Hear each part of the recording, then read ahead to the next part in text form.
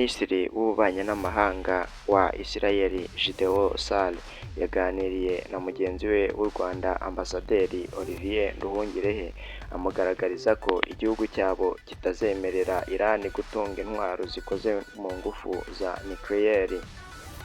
Kuva tariki ya 28 Gashyantare kugeza ku ya 8 Mata 2026, Leta Zunze Ubumwe za Amerika na Israel byagabye ibitero bikomeye kuri Iran, bisobanura ko bigamije kuyibuza gutunga intwaro za nucleaire na misile ziraswa mu ntera ndende zarimbura imbaga mu gihe gito.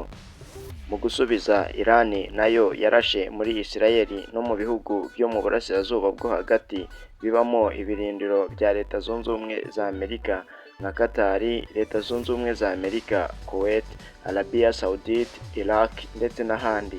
Kuri uyu wa 10 Mata, Minisitiri Sar yatangaje ko mu kiganiro yagiranye na Nduhungirehe kuri telefone yamugaragarije ko Israel yifatanyije n'u Rwanda mu bihe byo kwibuka ku nshuro ya 32 Jenoside yakorewe Abatutsi mu 1994.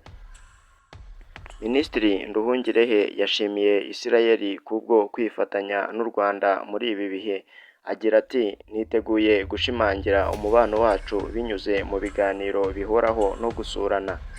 Sar yatangaje ko yaganiriye na Nduhungirehe ku mutekano wo mu burasirazuba bwo hagati no mu karere ka Afurika y'ibiyaga bigari u Rwanda ruherereyemo.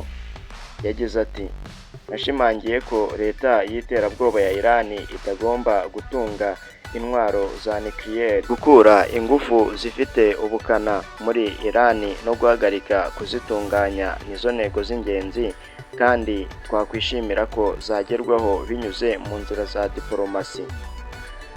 U Rwanda ni kimwe mu bihugu byamaganye ibitero bya Iran mu burasirazuba bwo hagati tariki ya 24 Werurwe bibinyujije mu kanama k'umuryango w'abibumbye gashinzwe uburenganzira bw'ikiremwamuntu gafite icyicaro i Geneve mu Busuwisi.